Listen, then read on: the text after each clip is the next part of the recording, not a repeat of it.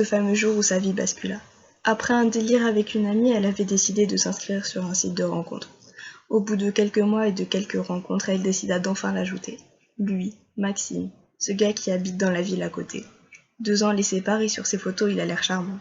La discussion commence et au fur et à mesure, l'envie d'apprendre à le connaître devient de plus en plus présente. Alors ils s'ajoutent sur Facebook et ils découvrent qu'ils ont des amis en commun.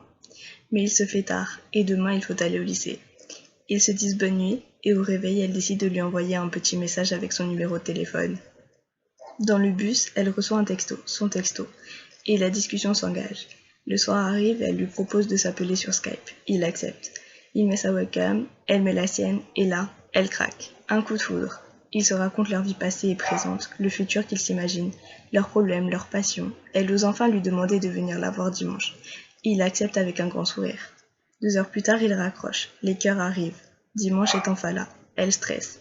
Elle a raconté à sa mère qu'elle l'avait rencontré devant le lycée. 16 heures. Elle l'attend. Il arrive.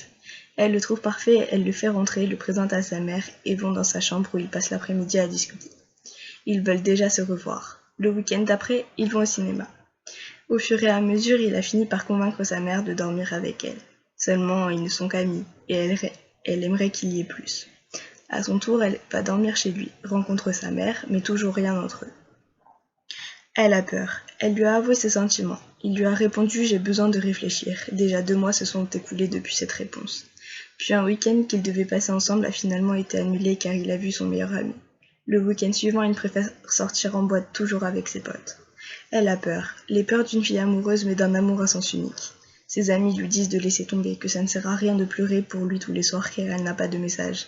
Elle l'aime, elle ferait n'importe quoi pour lui. Mais lui, il s'en fout. Que faire dans ces cas-là? Espérer et souffrir ou laisser tomber et ressentir un mal-être pendant quelques semaines? Choisissez ce qui est le mieux pour vous. Ne laissez pas votre vie de côté pour un amour à sens unique. Ne vous détruisez pas pour celui que vous aimez mais qui ne vous aime pas.